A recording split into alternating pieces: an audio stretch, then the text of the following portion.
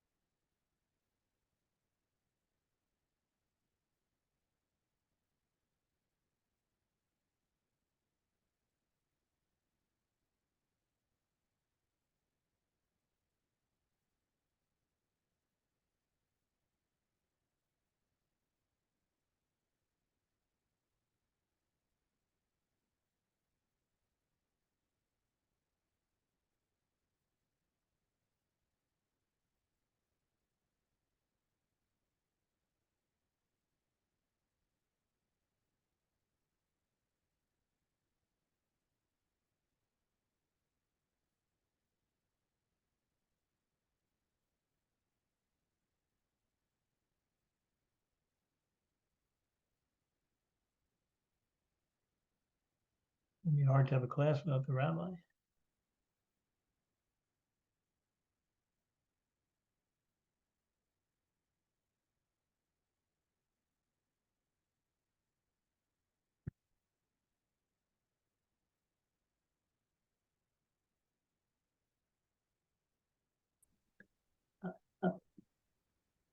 Shalom, shalom. Hi, Dvir. Hello. I'm so excited for the first of this beautiful series.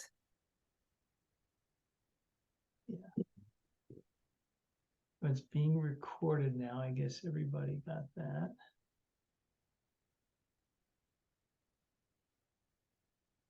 This will wait a couple more minutes.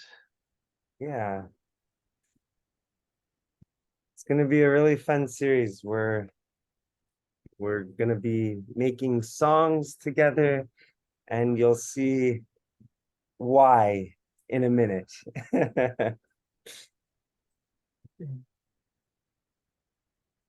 um, the intro will bring the whole theme together and then also speak explicitly to what we're talking about in our first session.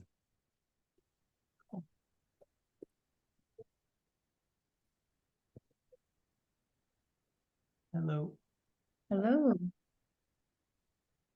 Hello, hello. Okay. Sorry I missed the very introduction. We haven't started yet. Maybe should we wait like one minute or so? Yeah. There. Couple minutes.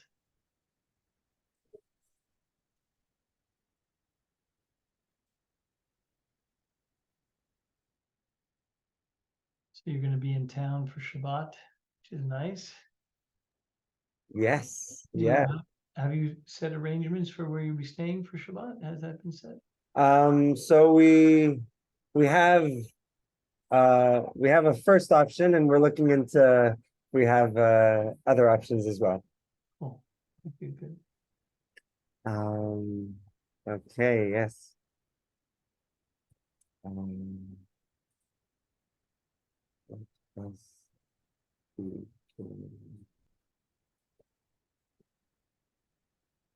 Yeah. one more, are you ready to start? Yes, yes. Okay. So welcome everyone to Shivim Panim LaTorah, the 70 faces of the Torah. And over the course of the next 3 weeks, we will follow the life cycle of the Torah, starting from the birth through the preservation, and then finally, just like people, even Torahs have burials. And we are very lucky today to have a special guest, Bria Cahana, who is a Soferet and who has many years of experience of fixing Torahs, writing Torahs. And I wanted to start this class off with Bria to share some words and some insights with her experience. Bria is a Maharat at the flagship synagogue, the Shara Shemaim, the largest synagogue, Orthodox synagogue in Canada. And she just started this position as director of pastoral care. She brings her heart into Torah, and she brings her real dedication to care into all that she does, including her self-roots. So without further ado, Bria, give us some of your Torah. Wonderful. Thank you so much for having me. It's a wonderful way to begin this series of opening up Torah with the actual physical material Torah that we love so dearly, and that usually is kept very private, right? The making of a Torah, all the equipment, the material aspect of it is something that, for many reasons, we keep a distance because of the holiness of the Torah. And yet, of course, it is something that is a very physical object that has important laws for how it needs to be created, the rules that are from the very creation of the cloth, of the material, of the parchment, to the quills that we write it with. That's just on the basic of how you put it together, along with the writing itself. Each letter needs to be in its perfect form in order for it to be a valid Torah. So I like to begin a presentation like this and ask just a general question. If, God forbid, you're reading from the Torah and then you see, oh no, there's a letter that has a crack in it, or the Torah reader sees that, wait a second, it's supposed to have a vav and it's not a vav, or it's supposed to be a dalet and it's not a dalet. What do we consider that Torah, and what do we do? So if we find a Torah and it's do we continue reading? Do we not? It's really, there's a halachic debate about it. If we have another Torah available, then of course we stop the reading. There's machlokets about do you finish the line? Do you finish the aliyah before moving on to the next one? But for all intents and purposes, that Torah scroll, if it doesn't have a complete letter, it's pasul. It's we can't use it anymore. So sometimes there's a question, or with younger kids sometimes, and sometimes this is an idea that prevails, but what do you do with such a Torah? So I think the idea is that with a Torah, you can get it repaired. It's easy to get it repaired. It's not, certain documents, if there's a mistake, then it becomes invalid, Wonderful. from what I recall. Exactly. So that's also for a practical reason, because if there was a missing letter or something like that for an entire Torah that has 300,000+ letters, that would be I don't know. Our Jewish communities could not survive if that was the case, if we found a pasul Torah and we couldn't repair them. So sometimes people go around and they think that a Torah scroll that is pasul forever and you have to bury it. But I just want to assure everyone that it is fixable. And if you find that in your shul, there are plenty of sofers that can go and fix it. Of course, there are laws in place. What if it's on Hashem's name? So then it's not as easy a fix. Sometimes it needs to be actually removed from the cloth and then another patch put in. And then in some cases, actually, you have to rewrite the whole Yeriya, which usually includes at least 3 columns worth of Torah. So that's sometimes a misconception. I see a question, maybe can it wait, or is it directly related to this? Oh, it can wait. It's about erasing Hashem's names, but carry on. Okay, yeah, we'll get to that. I'll just do a little presentation, and then any question I'm happy to take. So mistakes, we erase it with. I just want to show you some of the materials. I have all my boxes here, just for everyone to know. I don't write Torahs, but I am a soferet, and I have the tools at my disposal. So I wanted to share with you some of that and what's done. So this is a scalpel blade that is actually used to scratch off a letter. Let's say it's a daled that is supposed to be a resh. So there's also this whole law where you can't just scratch off the end part of the daled to turn it into a resh with a scalpel blade, because that's called chok dachok, and that's sculpting the letters rather than writing it.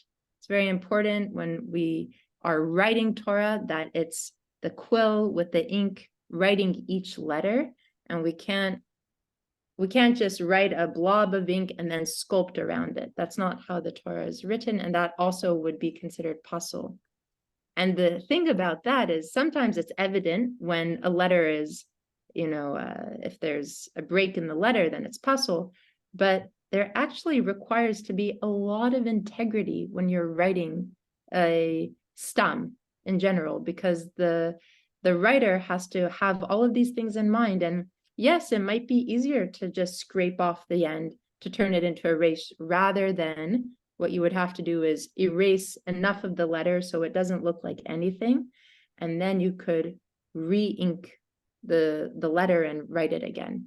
So to be a sofer or a soferet, actually in the Kesat HaSofer, in the manual book on how to write stam and how to form the letters correctly, the very first chapter begins with the midah that is required of a sofer or soferet. You have to be an ethical, upright person, because so much of this is done really in privacy, in the home of the sofer or the soferet, and it really requires a sense of yirat Hashem, that what you're doing is kosher. Because if, God forbid, someone were to sculpt it rather than write it, then technically that's pasul also. It's not fit. That letter would need to be rewritten.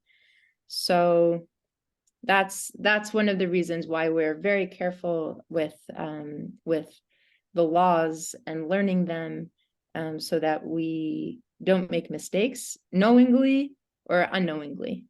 And it requires a lot of study and continual preparation to make sure that the writing is intact, and because we're writing dvarim shebektusha, really, things that are holy. So it's very important that it's done with integrity. So that's just on the mistakes and all of that. And like we said, if there's one letter that is pasul, it renders the Torah pasul, right? So there's a very nice idea that all of Bnei Israel are like a letter in the Torah. Each one of us are this one representative. Of course, we're more than 300,000, 308,000 plus, but each one of us is a letter. And if one of us is missing, if one of us is not present, we can't function. We need that wholeness. So just like the Torah requires every single letter, the Jewish people, in order to be strong, requires every single individual. I want to go over a few more aspects of the material that goes into making a Torah. This is a quill. It doesn't need to have the feather part of it. And what you do is you sculpt the quill so it has a point on it like this, so that you can write. And then you make a slit through here. And sometimes people use nibs that are pre-made, but really if you want good writing, flexible writing, this is how we use it.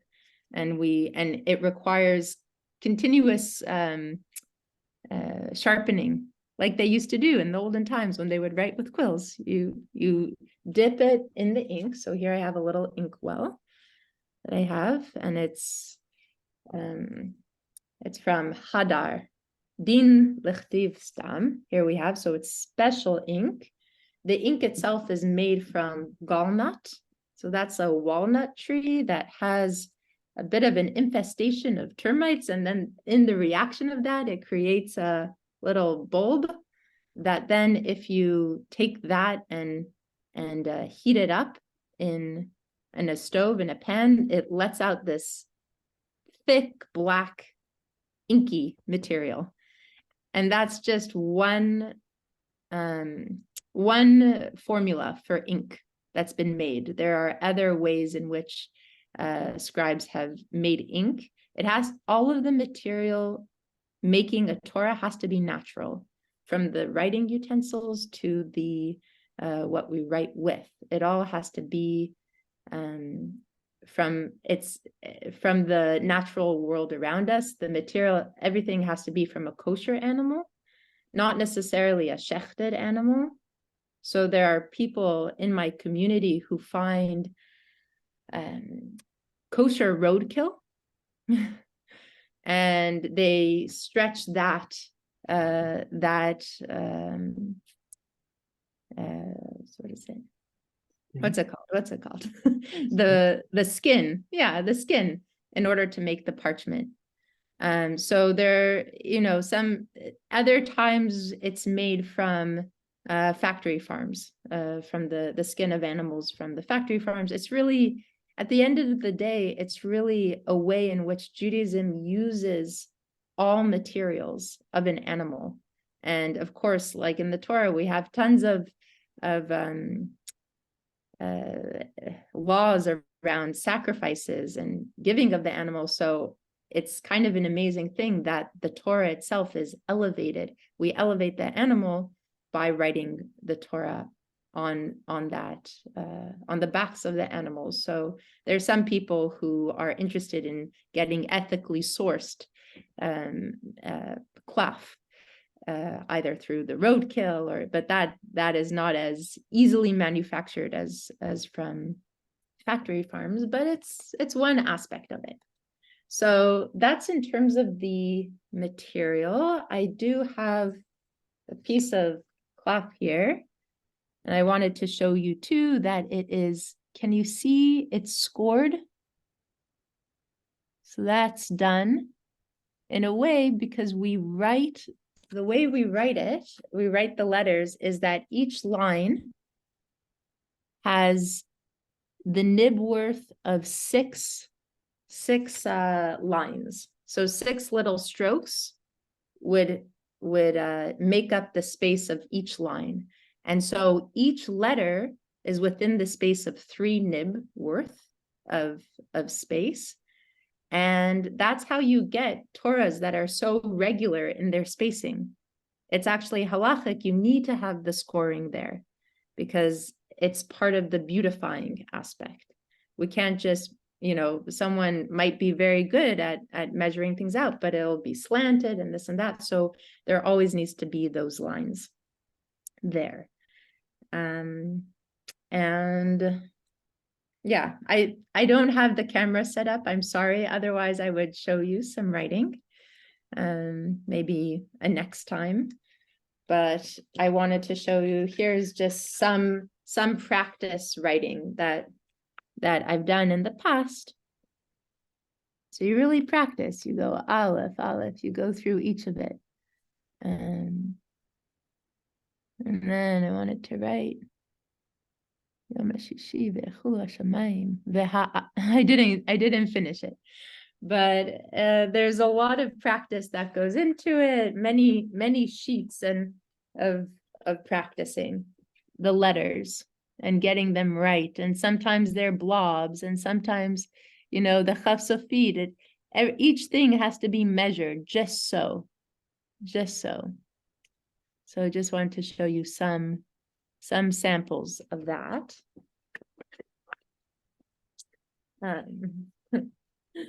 And I can show you also just where I began. This is when I was trying it out. It's not even on parchment. It's on a piece of paper. I was just trying out the letters. This is probably something like 7 years ago. So it really takes a lot of dedicated practice to get it all right. Yes, Dvir. Shall have it suggested that if you'd like, Bria and I made a video through a previous collaboration that we had done in where Bria would make art and I would make songs based off of them. That we have a video of Bria writing out a mezuzah klaf that we could show. But maybe after. I want to make sure that we have plenty of time to share. Yeah. I think is it okay to go over? I know you have some other things prepared. Is it okay? Of course, bechavod. Okay. So that's in terms of the materiality. Now, maybe this is a good opportunity to talk about women and sofrut, actually. So we have sources that, actually one source in the Talmud, a Braita, that says the writing of women, children, and non-Jews is pasul for stam. And when I was at Maharad, I did a deep dive into, what are the opinions and how does it work? And because before I came to Maharad, my teacher taught me how to write, and I was making mezuzot, but I really wanted to do it al pi halacha. And there were certain communities of people for whom they wanted it even knowingly. It's a woman who writes it. And so at that time I was writing mezuzot. But through my studies, I said, let me dig deeper into the sources. And it's very hard to argue with a Braita, with the Tanaim that say it so explicitly, even though we do have some sources that come later on that indicate that maybe it was possible, that women were writing different things. And then we, of course, also have sources for one of the earliest sources of a Megillah that we have is a Megillah from a woman named Estelina. And so there's debates also, well, all writing is forbidden. What about in Megillat Esther when it says V'tichtov Esther? Women are writing. Of course women write. So where are the lines when it comes to Stam or when it comes to other Kitvei Kodesh? And it's still a debate. It's still a debate. I definitely looked into it, and it's not quite conclusive, but more and more there are women and Orthodox women who say, this is a practice that we love. We get so much meditation and connection. There's the story, of course, from Menachot 29b that talks about Moshe when he goes up to Har Sinai, and he's in a state, and he gets transported to the classroom of Rabbi Akiva, and he sees what's happening. He's totally confused what's happening.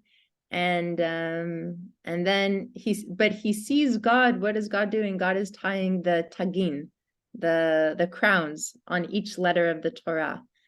And there's kind of a conversation back and forth, right?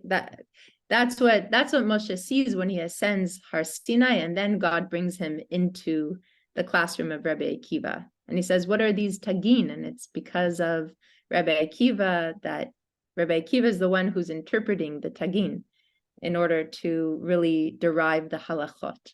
So we also understand from that story that there are certain things that are in the Torah that we have to continue learning from, and so that we have to keep on digging into to find more opportunities, more ways of connecting.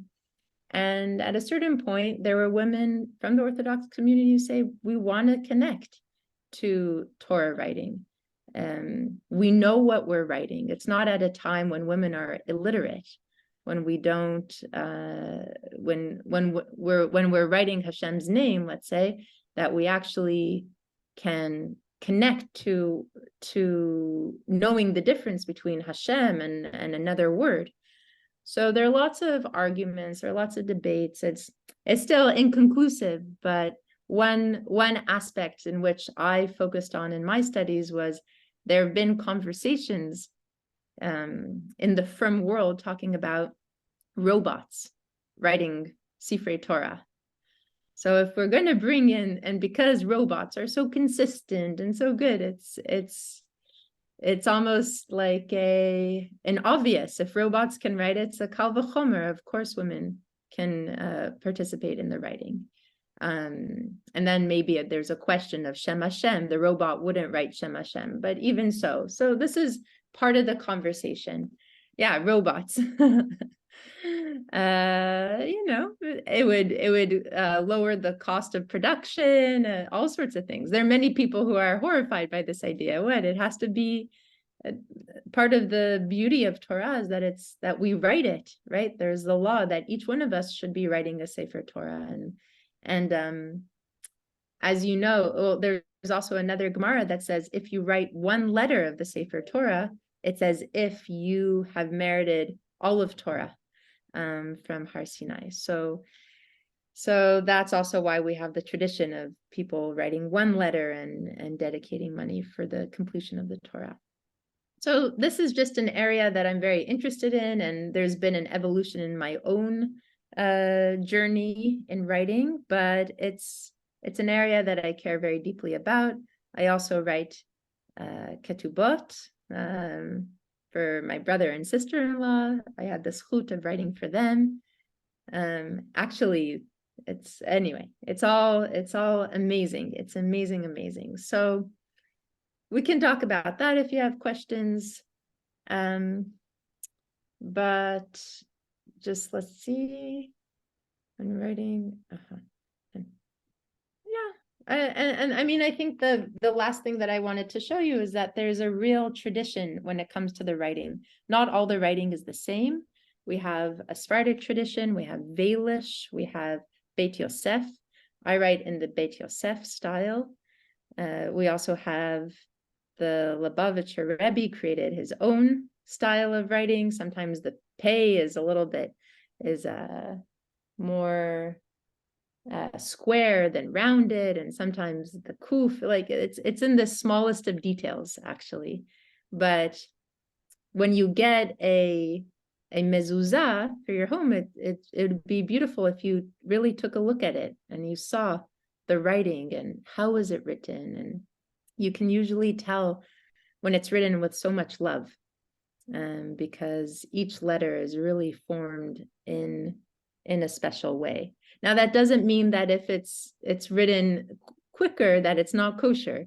You would need to get someone who really knows to look at each letter and make sure that it's kosher.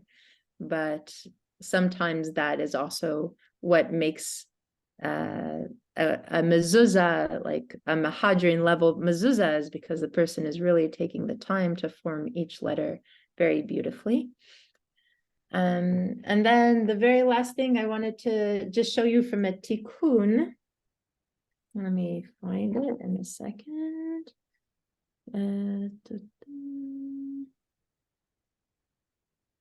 Sometimes the letters, if you notice in the Torah, sometimes they're written in smaller, right? Like in this week's Parsha with Chaye Sarah, we have the word, anyone know? The word where there's a letter that's smaller than the rest. I have it here. I'll have it wrote it. Oh, it's right there at the front, at the beginning. Vayikra. Oh, yeah. Yeah, exactly. So sometimes the Aleph in Vayikra is smaller. This week's Parsha, we have here. Can you see it? Can you see? I can't really tell if you can see it or not. It's hard. It's hard. It's hard. Okay. Almost. Oh, maybe my finger covered it, but it's Veliv Kota, when Abraham is coming to mourn the passing of Sarah.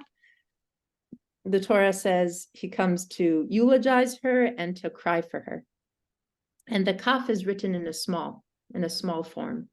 And so all of those, when you start really looking at the Torah very, very deeply, you'll begin to notice that there's a whole tradition of how the letters are supposed to be written. And a sofer or a soferet really has to look at a tikkun or receive the tradition for how the letters are written, because it's not, you can't just open up a chumash and write from there. It really has to be from a tikkun where you have the tradition from, it's the Masorah that tells you. Sometimes, we have a kri and a ktiv. Sometimes it's na'ara is the kri, but it's written na'ar, as we know. So the Torah is something the writing of it is a very personal but consistent experience that requires a lot of study and Masorah, where you're receiving it from either a teacher or from the tikkun, but you really have to learn and apply all the knowledge constantly, and it's a beautiful thing to engage with. I wish us all to be zochet, to really study the Torah and its words and love the letters that create it. So we can watch a bit of that that video, and you can ask questions. Happy to take it in many different directions. So Stam is Sefer Torah, Tefillin, and Mezuzah, right? Is that what it is? Right. Yes. And then are those, so the Mezuzah is like it has to be done in one shot. Is that right? They can't make any mistakes with the Mezuzah? Yeah. So the way it works for mezuzah and tefillin is that it needs to be written keseder. It has to be written in the order, because in the Shema it says uchtav tam al mezuzot beitecha visharecha. So the uchtav tam, we learn out from that it has to be written in its order. We don't have in the Shema, it doesn't say uchtatam gamken et Sefer Torah. So we learn that it has to be written in its order. And the thing about writing in its order is, maybe this will get to Shalhevet's question or comment, but we have Hashem's name all throughout the mezuzah. And so if we made a mistake earlier on, technically we could erase it up all the way to the point of the mistake and then rewrite it. But because we have Hashem's name there, you're not allowed to erase Hashem's name. So that's where we get into you can't make a mistake. Now, if it's at the very, very end of the mezuzah, you can erase up to the point of Hashem's name and then write forward. So back in the day when I was writing mezuzot, once I wrote a whole thing and I had tape on either side holding the cloth down. And when I removed the tape, I realized, oh no, a vav. I had written a vav on a piece of the tape, and then it's possible. I can't use it. That's it. That's it. So that's how that works. The other thing is what about intention? You know, where does the intention come in? And Yeah. So that's very important. So this is all part of the laws for stum.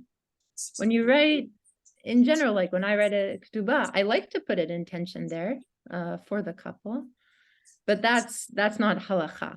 But for mezuzah, for tefillin, and for Sefer Torah, the entire process has to be done with intention. So there's a physical thing that you say l'shem mitzvah, whatever it is, if it's for mezuzah or Sefer Torah, and then that's how you begin writing anything. And people sometimes they do that just for the beginning of writing any, like, let's say it's a mezuzah or a Torah, and sometimes people do it every single time they sit down to write.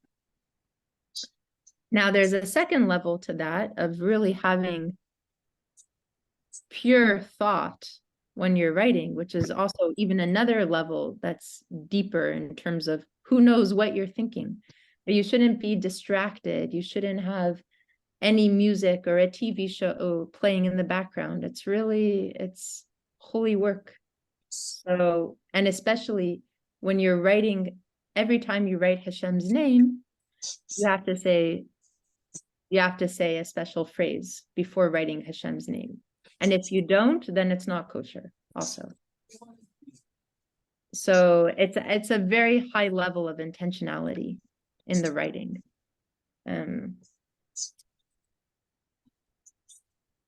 Yeah.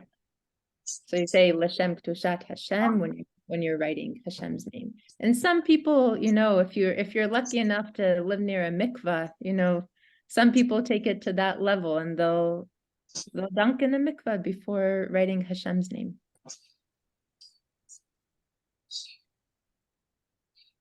I think this happens a bit more in Israel.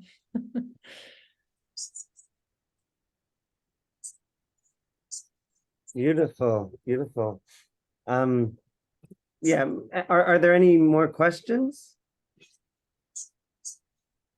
Bria, this was so beautiful. Thank you so much for sharing with us like this beautiful spiritual art form that you seem like really passionate about it. So I really appreciate everything you've taught us here. It's really amazing. My two questions for you are, number one, who taught you how to be a soferet?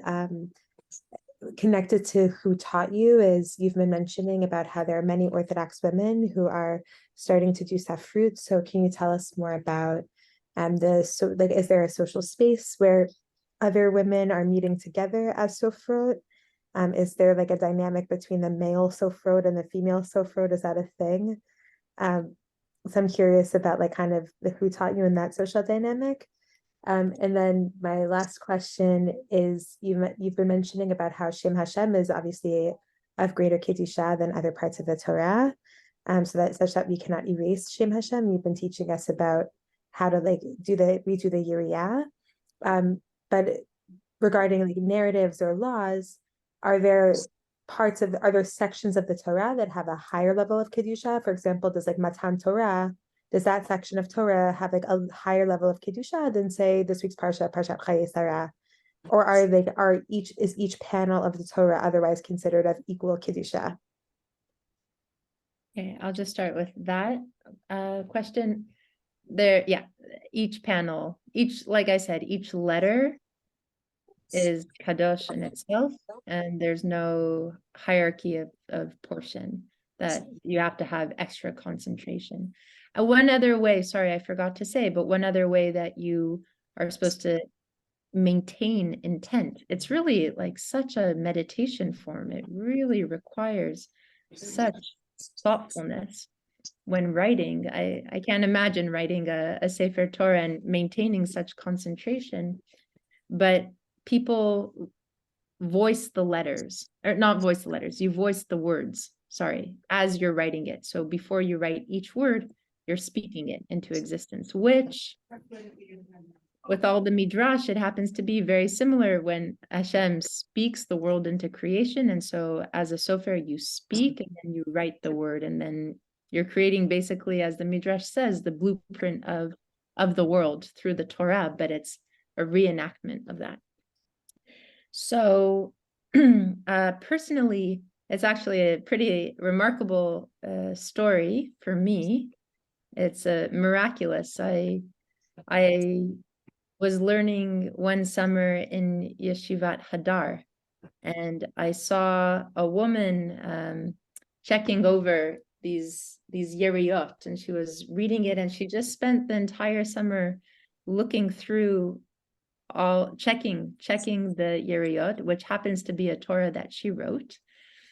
And I mustered up a bit of courage just to sit down and say, this is an incredible thing to see the Torah in its all of its beauty, and how she was dedicating herself to it. And that woman's name is Jen Taylor Friedman. And fast forward 7 years later, she was in the same graduate program as myself. There were only 3 of us in the same graduate program at McGill, and we were studying biblical interpretation. And so she wrote a work on mezuzot and tefillin in the rabbinic era, and we studied together. We would co-work. And so then one day I said, I can't believe it. Would you teach me how to write a few letters? And so we're sitting at her house because she was writing another Sefer Torah. So I was enamored. And she said, okay, take a quill, take some paper and practice. And if you're good, I'll continue with you.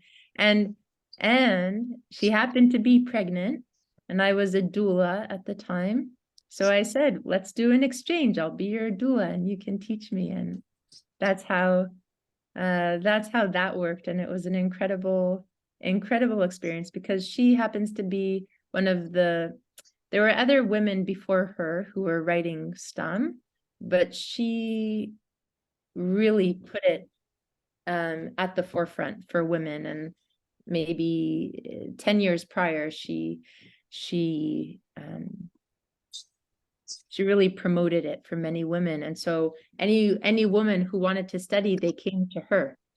And then she was teaching all these women. And so really at this point now, there's such a great Give me more. Could you pass? great community of women. And it's not only women in our group. It's I think it's called the Stam Scribes. You can look it up online. I'm not on it, but there are other people who you can see who they are, what they do. They go to various communities, fixing Torahs, teaching, all sorts of things. And there's a WhatsApp group that I'm a part of where everyone's sharing information constantly, and it's a real beautiful network. And yeah, I feel very fortunate to be part of that. And that's part of also how I know about the ethical sourcing of the cloth materials from people who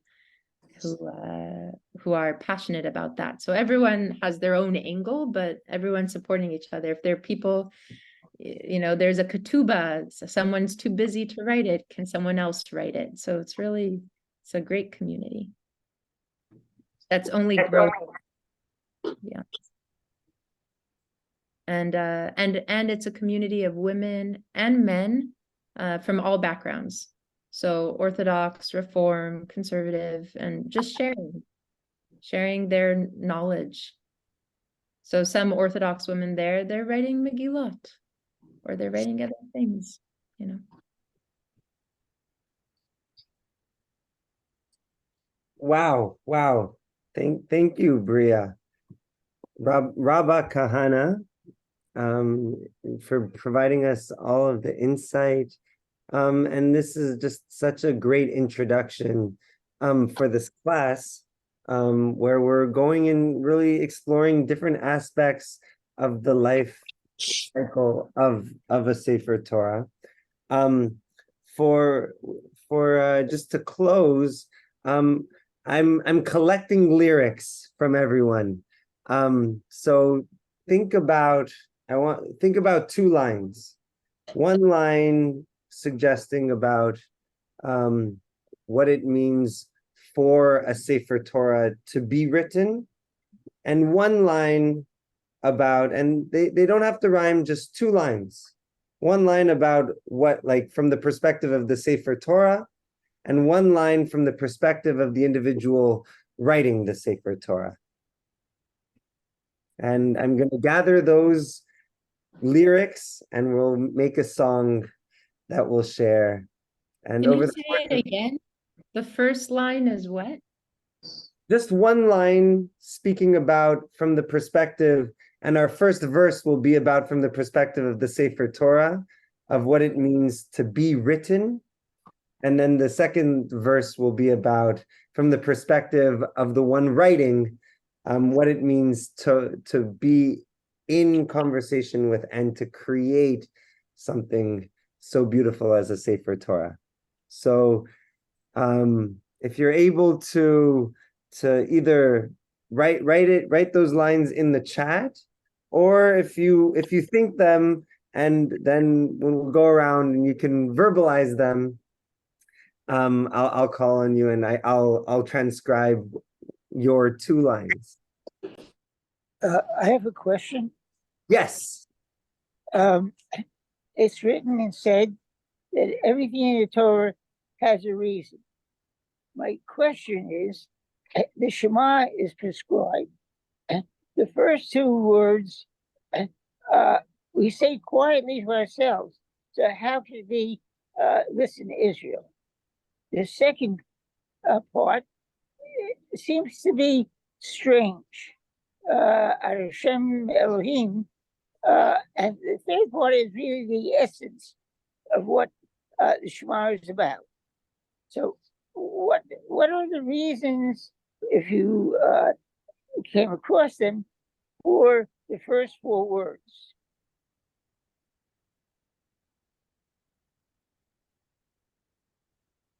Hello? Which four words, George? So everybody, this is George. This is George Kleiner, is Kleiner. a dear friend of the synagogue, and I see you're in the hospital bed, and we're so happy you're here, George. What four words are you talking about? Well, in the Shema, there are six words. Six words. The first line is 6 words. Okay. Right? The first two, we say, "Hear, O Israel." But we say it to ourselves. We don't say it out loud. Right?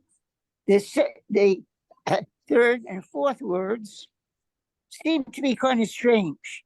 God, Lord. The last two words are really the essence of what Shema is about. So I'm wondering what is the reason or understanding of the first four words. Beautiful, beautiful question. I feel like there's so much depth and Kabbalistic underpinnings to what you're asking. One suggestion, one interpretation is that Shema Yisrael is directed and creates a subject, creates a person in the way. If we're eventually going to get to like a theology, first you need to identify who the theology is speaking to.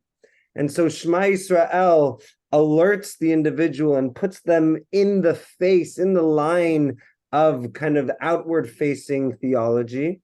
And then Hashem Elokeinu it's the two weights of Hashem are these two names of Hashem, but speaking about the expansiveness, the eternality, the unnameable. That if we're eventually going to say Hashem Echad, and the theology is that God, it can kind of like be described in this unity of all things, it has to first be mentioned and prefaced with an idea that that oneness is eternal and is infinite. And so kind of the first two words presents the individual to be present.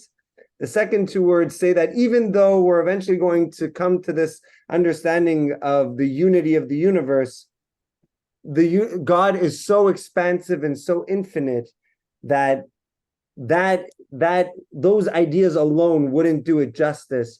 Those ideas unto themselves kind of describes Hashem in a constructivist understanding. Hashem Elokeinu allows us to say that there is endless infinity even inside of that one aspect. That Bria said that every single letter of the Torah, there's no hierarchy, but in aggregate, all of the letters construct themselves upwards to become echad, that each one has an infinity unto itself. Okay.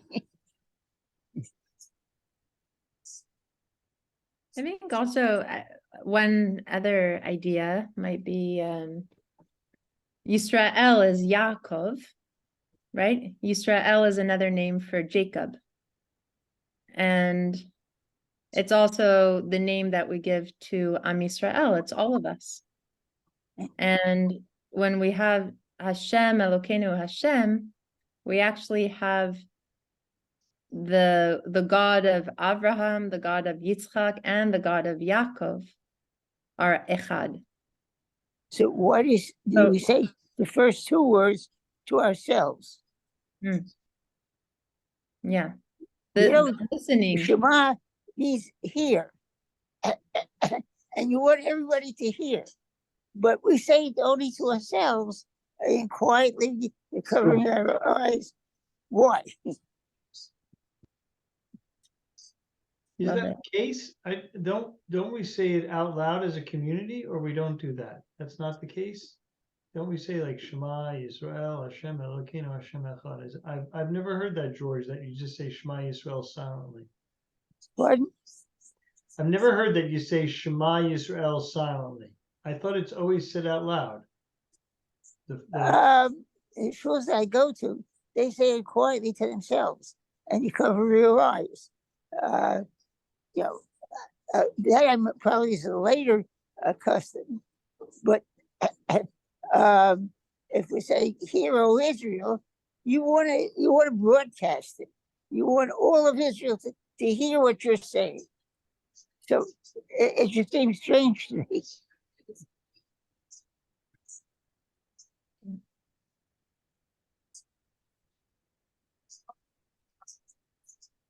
Yeah. There are different forms of listening. Also, there's the inner listening that each of us needs. The inner, like there's listening to our ears, but then there's really what are all the thoughts that are in our head. Like I was saying before, when we write, we have to clear our head of all the noise. When we write, say for anything that's holy. And so there has to be this quietening within. But it's a very beautiful question. I think it'll stay with me. I'll ask around. I'll ask around. And it's also that song that you wrote, Dvir, Hero Israel. But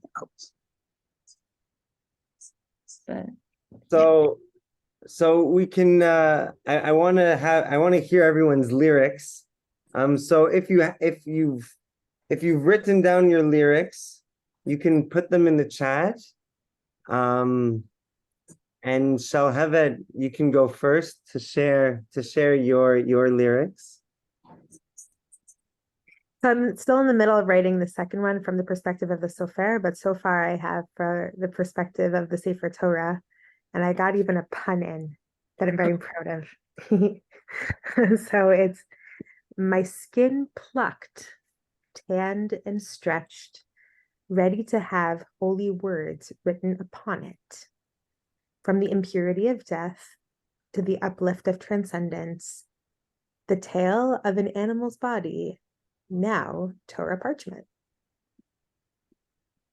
Did you get the pun? The tail of an animal's body. Ah, beautiful. Beautiful. And it's a tale as old as time. Mm. Okay. Mark, would you like to read your lyrics? I did, it contains the tradition. I have the intention. Beautiful. Beautiful. There's the in, and then it's from the sofer. I love that. And that's a question that finds itself all throughout the Talmud of the Kavanah and making sure that it's not just about actually doing the act of writing the Torah, but holding that Kavanah, holding that intention all the way through. Beautiful. Bria, share with us your lyrics. My arms outstretched to meet my essence, I await. That's the Torah. Mm. And then to the Sofer, your glory in sweet black ink, honey on the page. Wow. Wow. And evoking also the ufshirin of tasting the honey on the page. The first interaction that a 3-year-old child has with the Torah is licking off from the letters the honey. Yeah. Also, just because in the writing, from the perspective of the Torah, when you write the letters, you write each letter is composed of other letters. So you have to connect them, and they're waiting to be formed, each one to meet who they'll become, what they'll become. Wow. Wow. Okay. Before Shalhevet goes, George, I'm curious, do you have any reflections? Do you have any lyrics of wisdom to share with the community? I have to really formulate the questions. I have questions, but I have to sort of put them in a way that I can present them. So next time I'll do that. Okay, beautiful. I await it. So Hevet, please share with us your second verse. My hands firm, my eyes focused, my throat and tongue open, my soul pure, my mind clear, my body and spirit are ready. It is time to write the holy words of Torah. Wow. It's really preparing yourself. The way that Bria was describing each of the materials, you prepare the cloth, you put a score, and soon we'll have an entire musical score. But that's besides the point. But to like make sure that everything is tended to, thinking about what that means for the sofer or soferet, of what it means to make yourself a vessel for and to channel like what you're bringing into your hands is this pure intended love that's channeling the entire Masorah. So beautiful, so beautiful. Just in the last little bit, we can see Bria in action. We have the song, and hopefully next week we'll also have our own song based off of everything that's here. How to here we go. Okay, let me know if you can hear. Can you see? Yes. Yeah. Let me know if you can hear the lyrics, because sometimes it doesn't do it.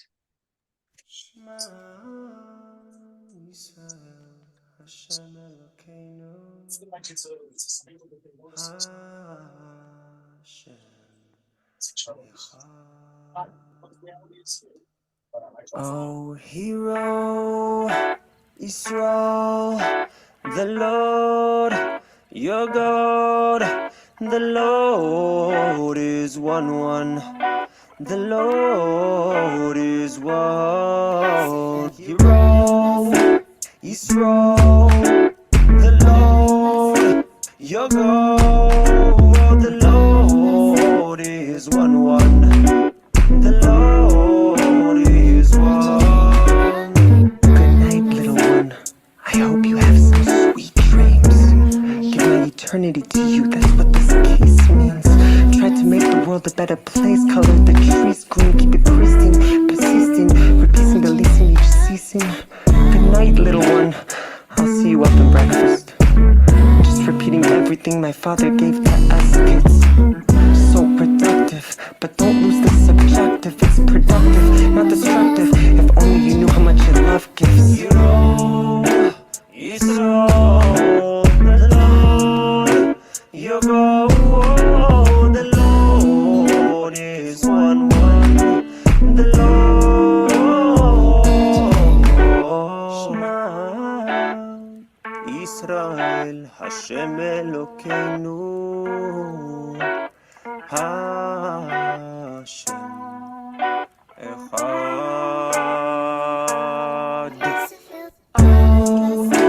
From palace to Babylon, in Gallus we're suffering. How does recovering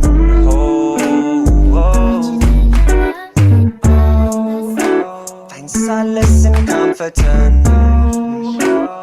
Alice in motherland, Dallas found love again. Shalom, hero, Yisro, the Lord, your God, the Lord is one. The Lord is one.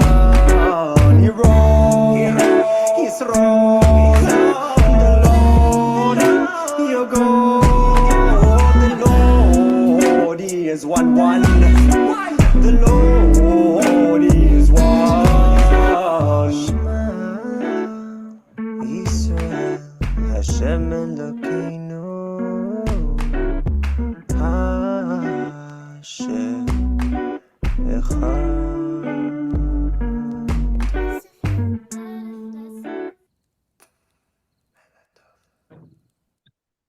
This is it actually. Hey, baby.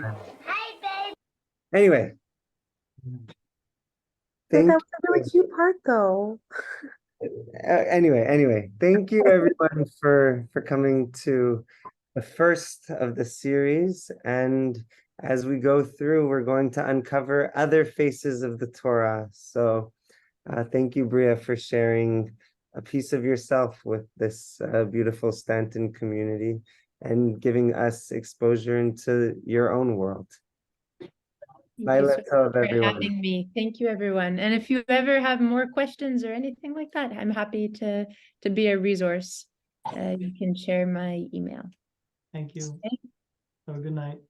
And You have the copy? You were able to get the copy, Dvir, of the? Yes, I copy pasted everything, so we're gonna make music magic with Great. all of these. Okay, have a good night, everybody. Thank you. Laila,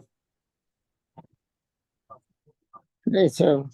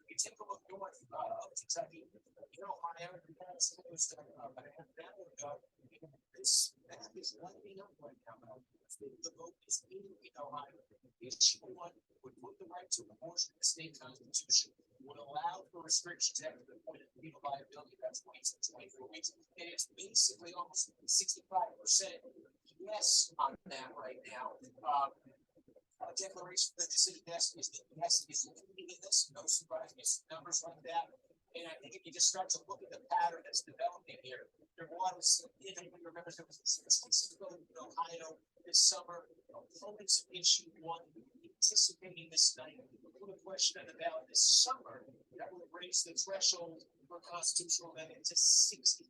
And that went down in flames. And what we're basically seeing in the county so far are results that are very consistent with what we saw through the summer.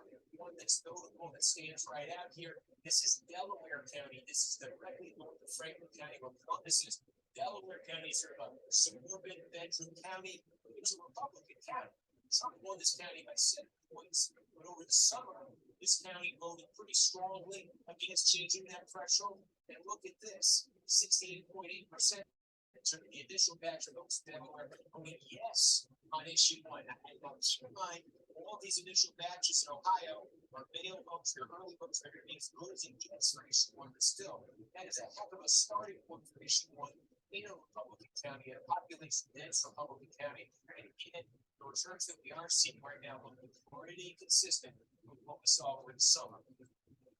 See, this is fascinating to me, particularly the idea that that's sort of a proxy vote. You know, it's funny, you're trying to trick voters, they kind of step it out, right? Like, it's all they go about, just do the threshold. It was, nobody kind of understood by the time election day rolled around, it was obvious, it was a very clear time to have election. This is some kind of proxy vote for this abortion vote that's going to happen. And I would be surprising, I think, right? If we saw similar numbers between those two votes, but all of a sudden, no. And it was that the margin this summer was 50. So no, for the summer was probably the equivalent of more or less a yes tonight, and it was no 57. Yes, 43 over the summer. So if it ends up yes 57, no 43 or something like that. Look at how it circled that out of the way. All right, Steve, we're going to be great at it. Thank you very much for checking the a little bit. Pascal, former Democratic Center of Missouri, she plays now. Let's start on Kentucky. Yeah, and, you know, I would say Missouri's not quite as it's not complicated for. It's going to be margins are very similar for Trump, so that's the show. Yeah, I Democratic governor in the United States. Here's what's really important about the trend. We've had these initiatives on the ballot. It is in the issue of abortion we want to vote on. What this year did is he made the late incest exception primarily this campaign. Participated the last month of this campaign, including some powerful ads, including a young woman who had been raped by her stepfather and she was 12 years old going to camera. What they shows is that this issue, extreme position we have taken on this issue in my state and different places where helping the party, including the newspaper in the House, by the way. It's very extreme on this issue. That is not going to work for candidates when Democrats need to pay attention to what Andy Richter did here and use it against the Republicans. Because they were used the threat of no trust in their team. And we are a lot of two other things I think. I don't know if I'm remember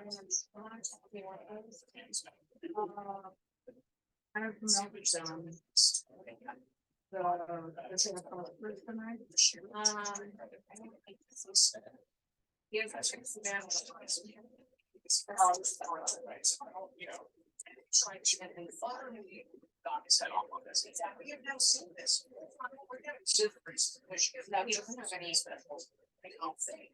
So wait, he will take it. This is their life. Alright, and let me scan everything. And by the way, it is interesting to me, and I understand the Republicans think these cultural issues are going to win for them. As it turns out, voters in these states like mine, they don't know voters.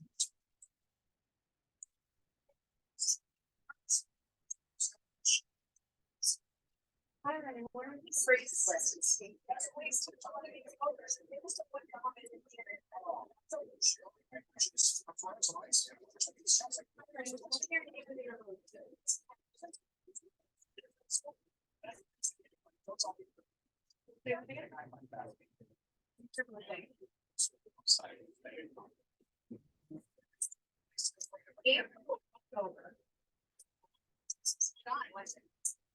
Tell me your name.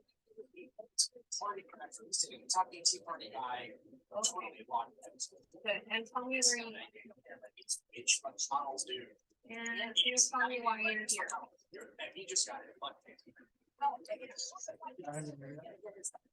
And stay tell me maybe.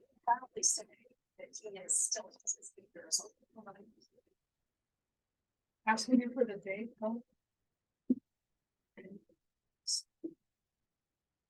It's not about him knowing or not. I have to know his baseline.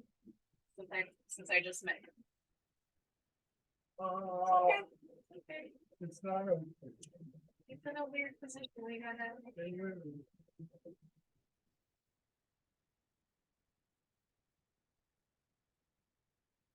Gotta be adjusted sometimes.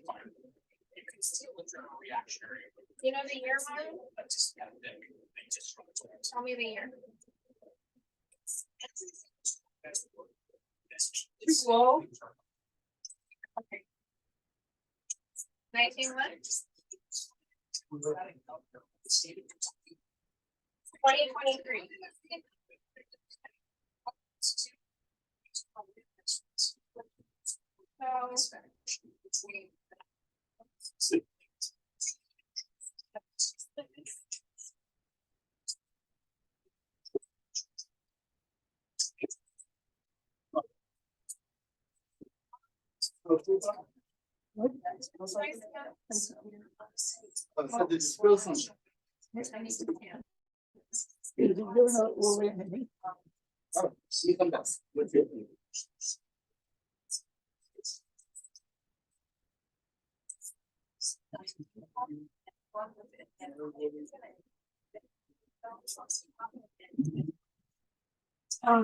Space out on me, but here's the knowledge I paid on, and I think they'll be very effective, especially in suburban America.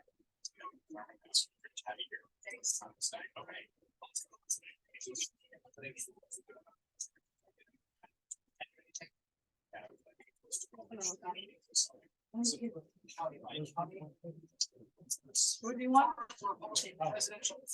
You have a cookie. Yeah, cookie love. I've got to put this on your finger right here. My name is Kim and I am 41 years old. I've been given the opportunity to work from home, so that means lots of video calls. I see myself more, and I've definitely seen those lines. I'm still Kim, and I got Botox. I wanted to keep the expressions that I would normally have. You know, you're on camera, and the only person they know is you. It's really nice. You want your cookie here? You want that V8?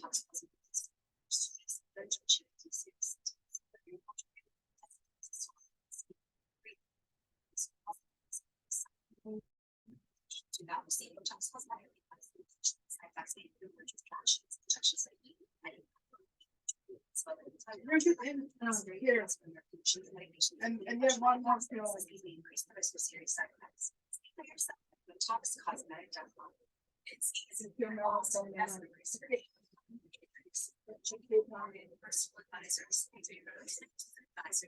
a more personalized plan. Let's find the right presence for your goals.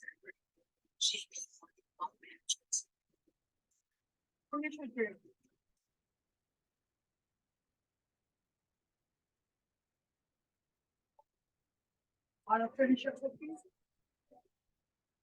What, you don't like this cookie anymore?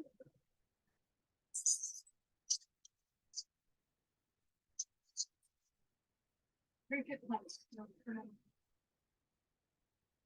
Drink it so that you can get your bypass and turn off the lights. Go home. Our serious side effects. Ketoacidosis that is dehydration, urinary tract infection, yeast infections, and low blood sugar. A rare life-threatening bacterial infection in the skin. Stop taking Farxiga and call the doctor right away if you have symptoms of this infection, and allergic reaction, or ketoacidosis.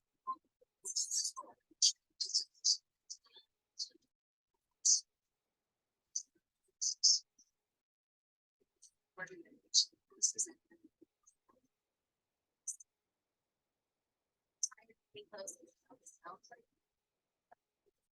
boosters, your laundry is refreshed way longer than $30. Time longer lasting Brexit. Also, down and south. Price under $5.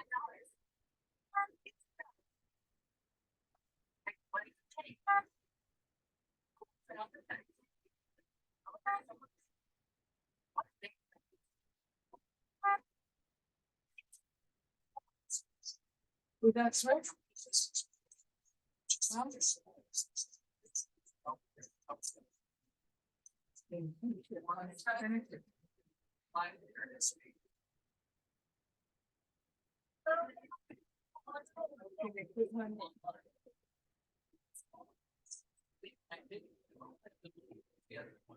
we don't have anything else? That's it, right? Okay, Magic Jim? Okay, yes, I can bring it, hold on.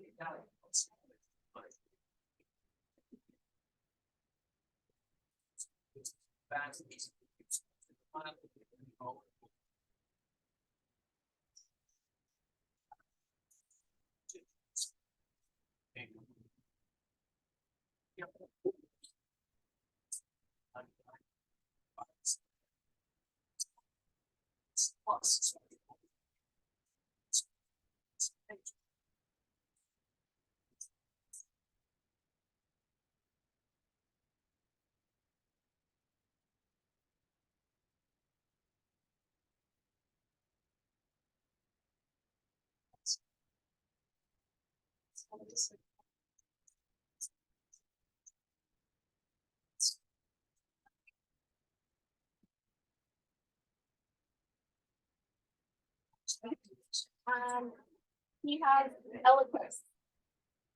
It's at 11 p.m. I can't bring it early. Yeah. Sorry. I don't know why it was scheduled like that. So I would hate to leave him. That's weird. I know. So this week, then. Let me talk to my church next. I'm gonna call the pharmacy. He got it at 12:30 p.m. and it has to be every 12 hours. And I'm only allowed to give it 1 hour before. I'll be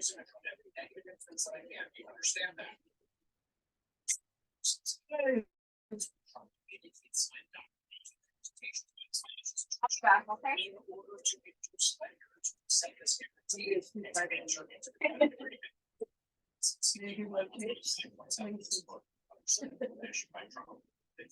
Honey? What are we gonna go back to church? You're not gonna put it back on? Where you going?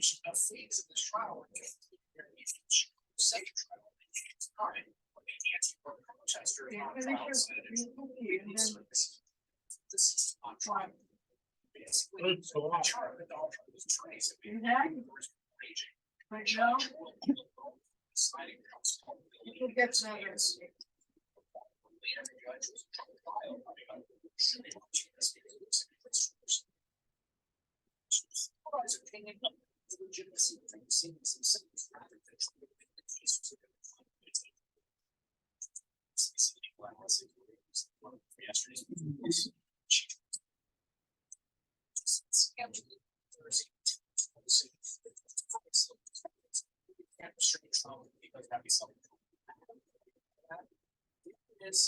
Basically, this is the two, it's like trying to get the judge to see something that they can use for appeal and trying to sort of this kind of not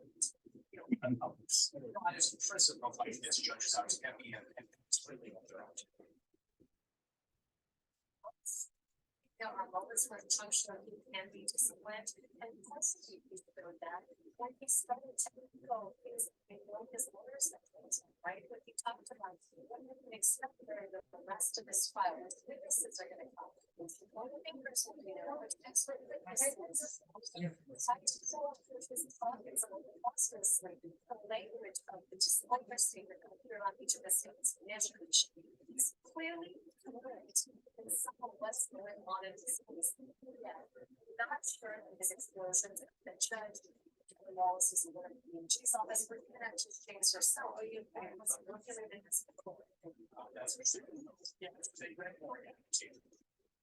Felt more organic because the tone was so different. You never spent before them as a watcher and forward.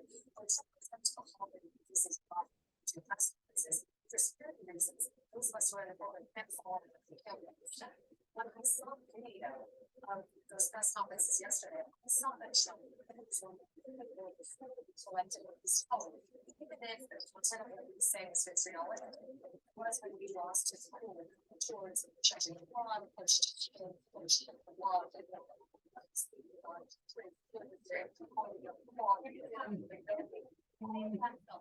very personal and very close.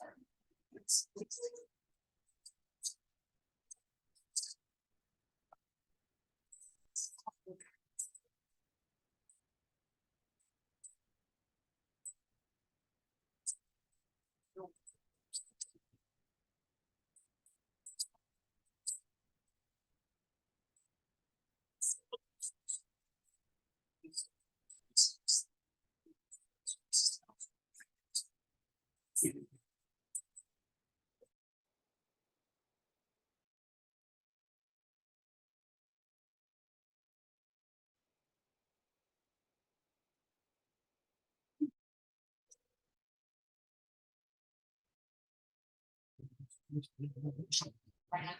part of his, it's not really part of his lore as like, but it's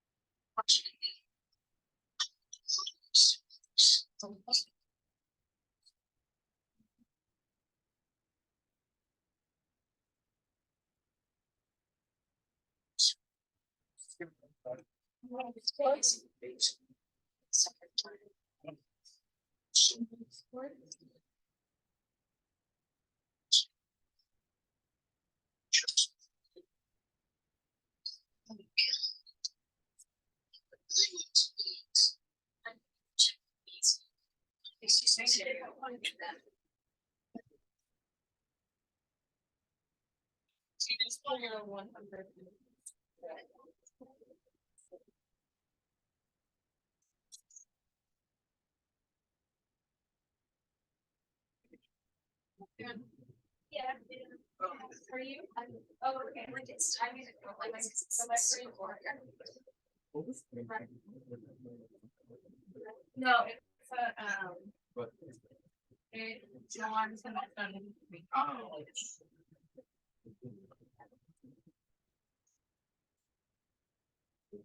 Here's looking through 14291.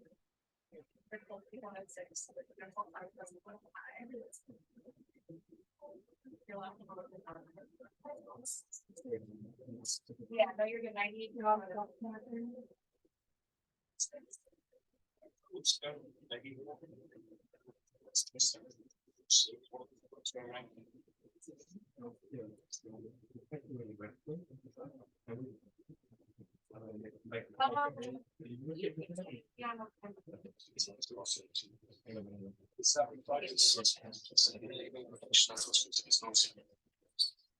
I still Lucy.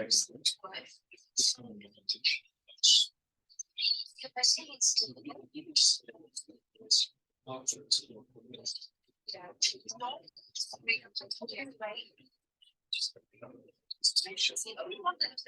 It'll be basing on you like yesterday.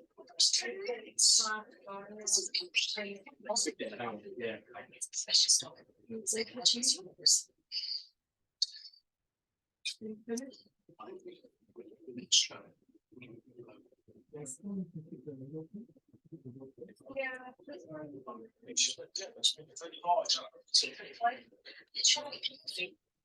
you tomorrow, little man. Right? See you there. Come into the pub tonight. See you down this baby then.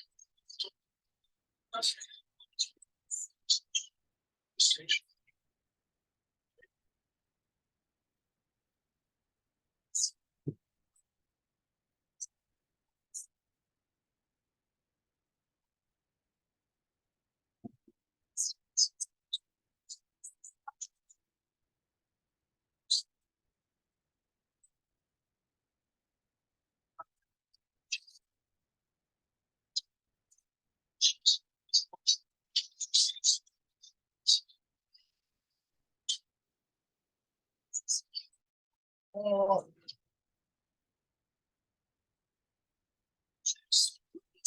Sweet dinner.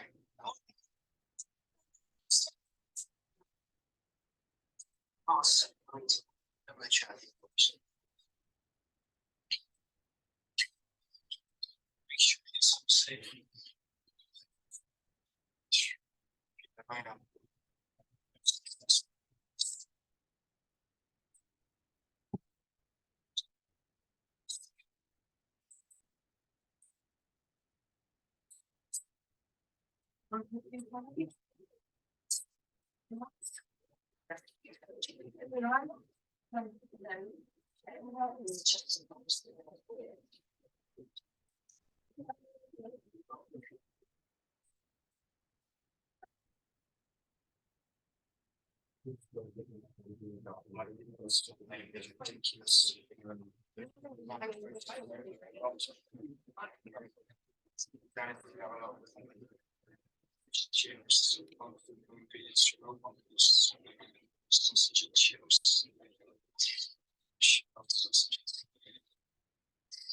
It's fine. I'm fine. This is good. This is better. It's fine.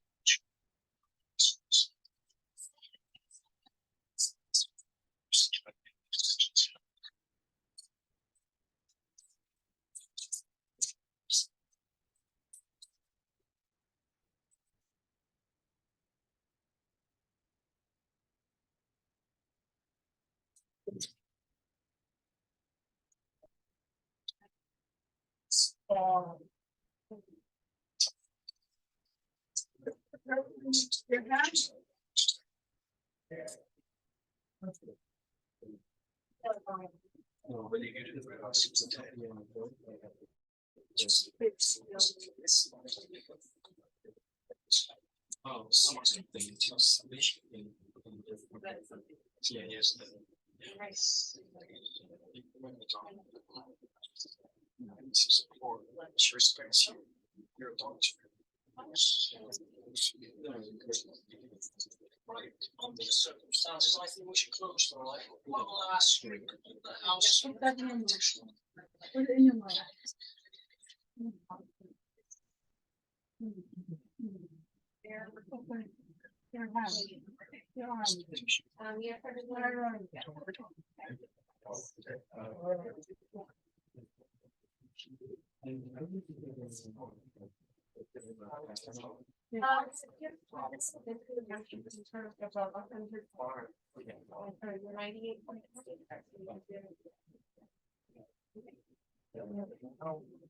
I just said I'd make sure I was safe.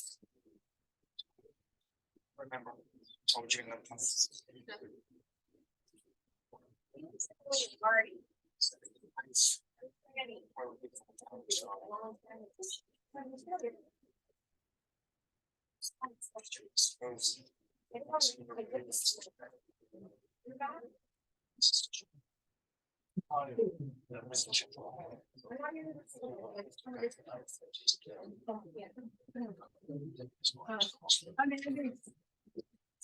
Wait.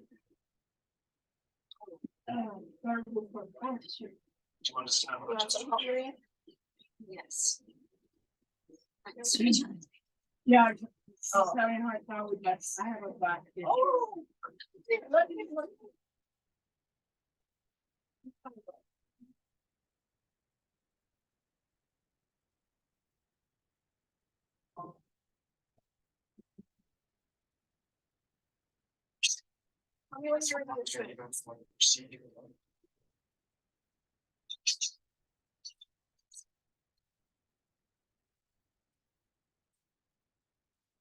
Rush one more time.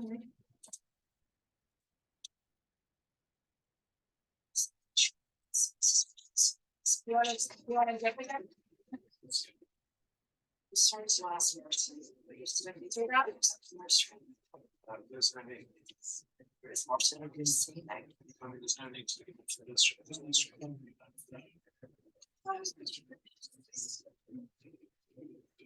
Do I go somewhere?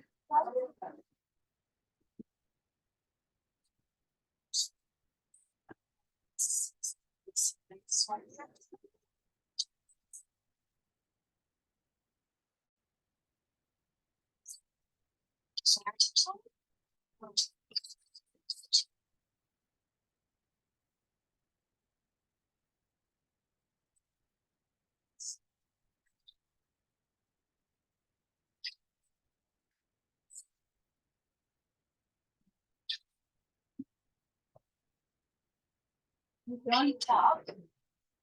My Jamie was the same. Not like.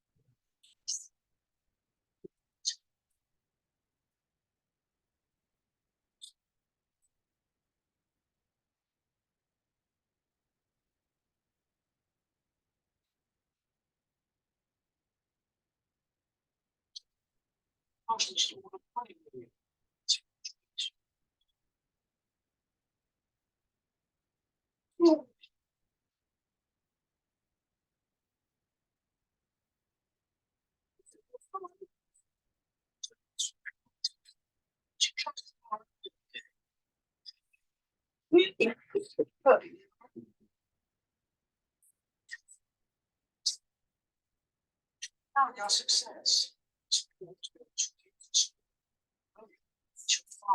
He was running business too.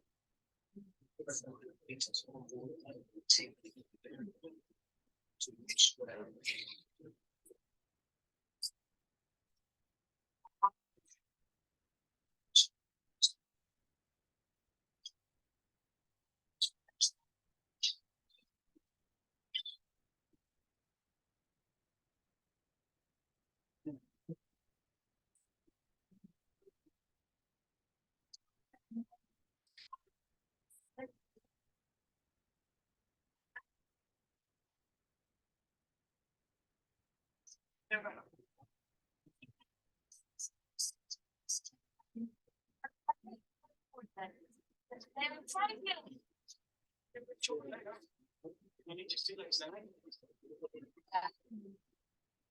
See you later.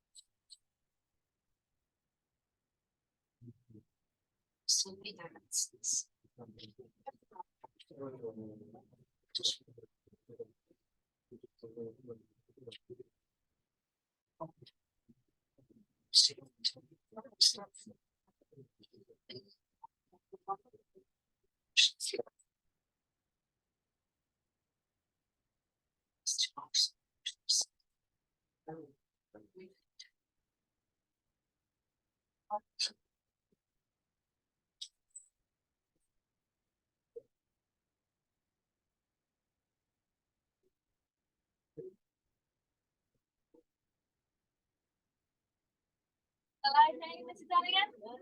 Everybody, you just do it. It's like the same old groceries every day. You know, for the rest of the try and make it faster. Well, they can say they're out eating yet. It's not feeling very well. Take it out. You should like it. How are you? Slow down.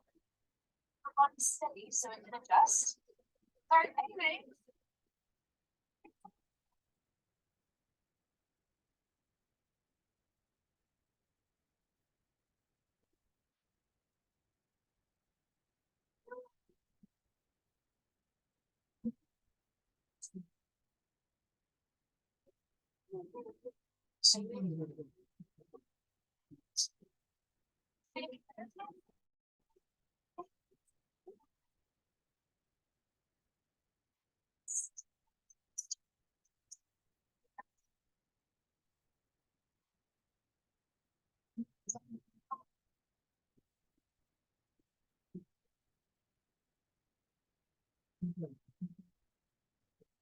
No, the doctor doesn't normally make house calls, Mr. Greenwood.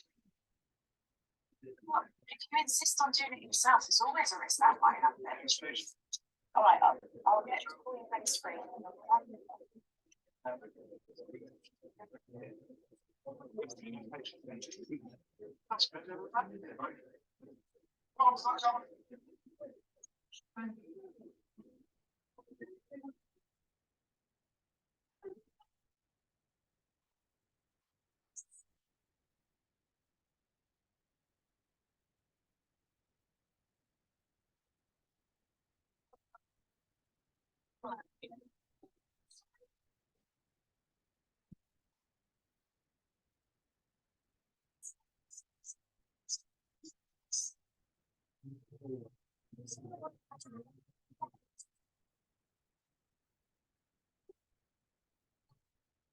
Hearing thing.